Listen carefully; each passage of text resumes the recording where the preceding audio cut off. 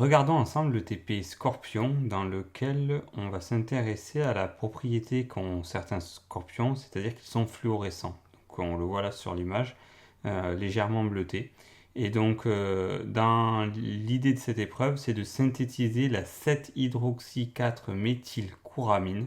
Donc c'est cette molécule-là qui est responsable de ce phénomène.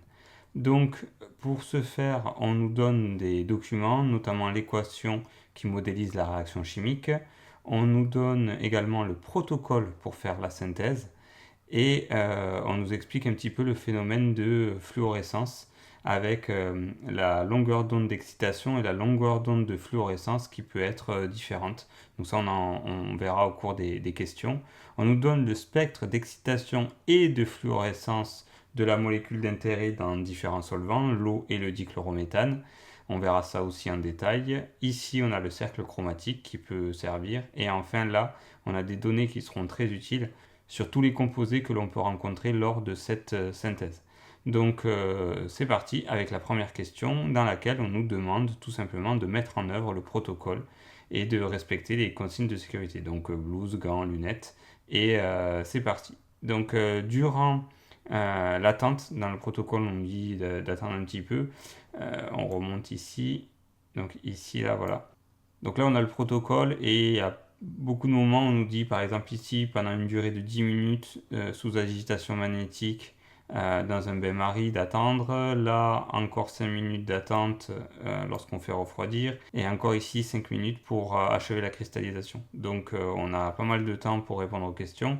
Et comme il va y avoir cristallisation, à la fin, on va obtenir un mélange de liquide avec tous les composés qui sont l'eau, l'éthanol notamment, un des réactifs qui n'aurait pas réagi totalement, donc le non limitant, la PTS également, et puis normalement le 7-hydroxy-4-méthylcouramine, cette molécule-là, elle est solide, si on a bien fait les choses. Donc on fait la synthèse et puis on commence à répondre aux questions. Donc la première question, c'est de proposer un protocole expérimental permettant d'isoler le solide obtenu. Et là, on nous demande également, alors il faut faire attention ici, de dresser la liste du matériel nécessaire. Moi, j'ai tout fait sur le protocole et j'ai souligné dans le protocole le matériel.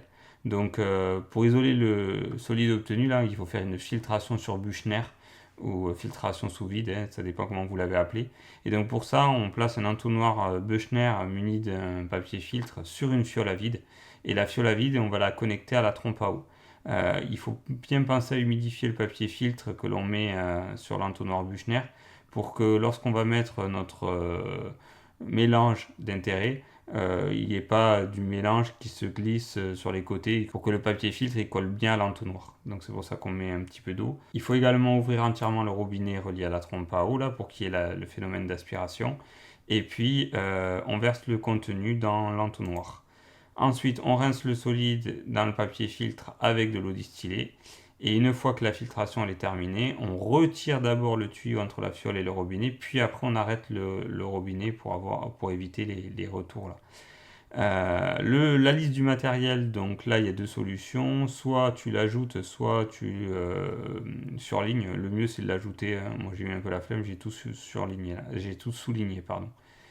Ensuite, deuxième question, on nous dit de laver le solide recueilli avec 5 ml d'eau froide. Et là, on a une autre question dans laquelle on va nous s'intéresser à la purification par recristallisation.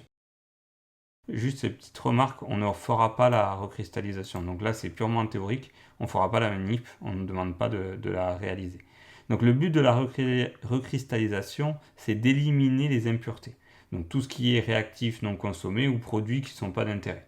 Donc là, en gros, si je regarde mon équation, je cherche à éliminer l'eau, l'éthanol, la PTS et là, un des deux réactifs qui n'aurait pas réagi totalement.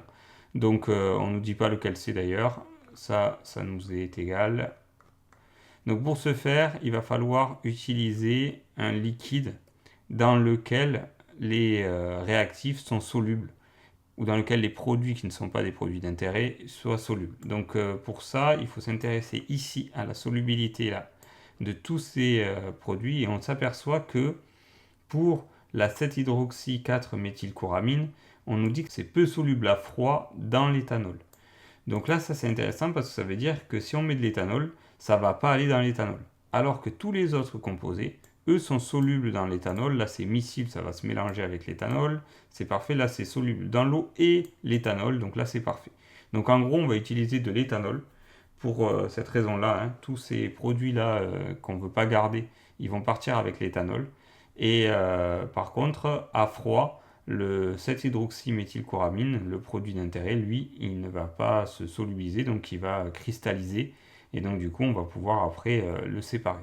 Donc ça, c'est intéressant. J'explique en détail tout ça dans ce texte-là. Et donc, tu peux relire tout ça si tu n'as pas bien compris. Troisième question. On nous demande à partir des spectres fournis d'identifier la courbe qui correspond au spectre d'excitation de la 7-hydroxyméthylcoramine dans l'eau et celle qui correspond au spectre de fluorescence, toujours dans l'eau pour le composé d'intérêt. Donc j'ai refait un copier-coller là de la courbe pour qu'on y voit un peu plus clair. C'est la courbe qui est juste ici. Et dans cette courbe, déjà, on va s'intéresser, nous, aux courbes 1 et 1', puisque c'est dans l'eau qu'on nous demande de regarder, pas dans le dichlorométhane. Donc les courbes 2 et 2', elles ne nous intéressent pas du tout. C'est 1 et 1' qui va nous intéresser. Maintenant, à savoir laquelle appartient à quel type de spectre. Donc ça, c'est fait. On va regarder la 1 et la 1', et on voit qu'elles ont un maximum d'absorption ici et ici. Donc là, d'après les spectres d'excitation, donc on a dit c'était la 1 et la 1' par rapport à l'eau. Et maintenant, la deuxième information qui est importante, c'est ici. Donc je remonte pour te montrer, c'est là. C'est ça qui nous intéresse.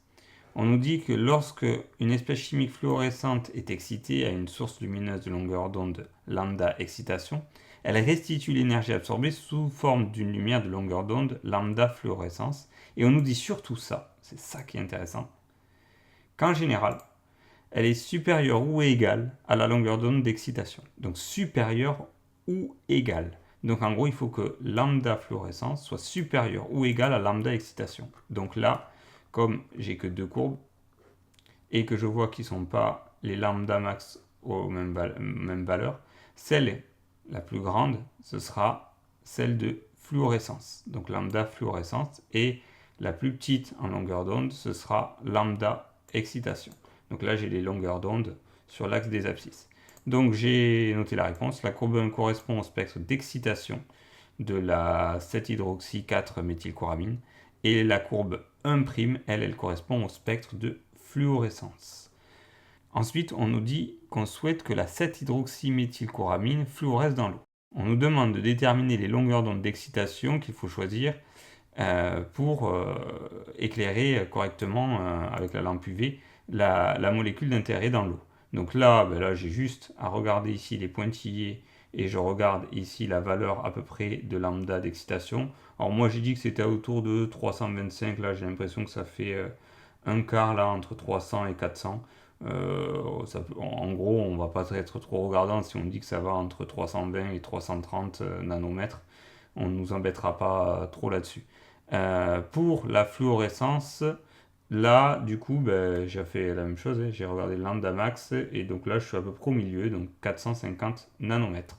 Donc je complète directement les valeurs. Ici, il y a des pointillés, on complète. Ensuite, on nous dit qu'on souhaite vérifier de façon qualitative si la synthèse est bien fluorescente. Donc pour ça, il y a un nouveau protocole. Donc on fait ce nouveau protocole, on éclaire sous lampe UV et on nous demande d'observer. Donc je n'ai pas fait la manip, mais j'imagine que si ça a marché, ce qu'on devrait voir, c'est que lorsqu'elle est éclairée à la lampe UV, la 7-hydroxyméthylcoramine synthétisée émet une coloration bleu-violet. Ça, il faut nous dire que ça conforte ce qu'on a répondu à la question 3.2. Pourquoi? Parce qu'à la question 3.2, on a dit que le lambda de fluorescence est 450 nanomètres. Or, si on regarde sur le cercle chromatique, 450 nanomètres, c'est ici, là, du côté du bleu.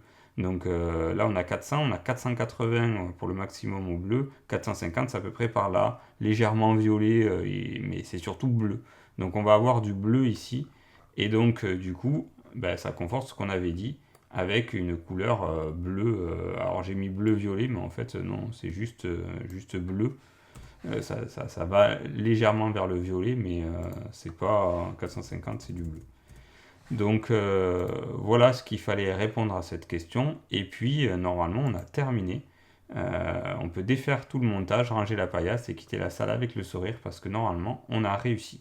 Donc niveau expérimental, ce TP il était pas très compliqué parce qu'on nous disait, on nous donnait le protocole et il fallait juste suivre ce qu'il faut faire.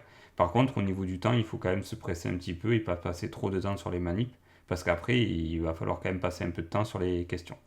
Voilà, si jamais tu as des questions, n'hésite pas à les poster en commentaire et puis on se retrouve bientôt pour de nouvelles corrections.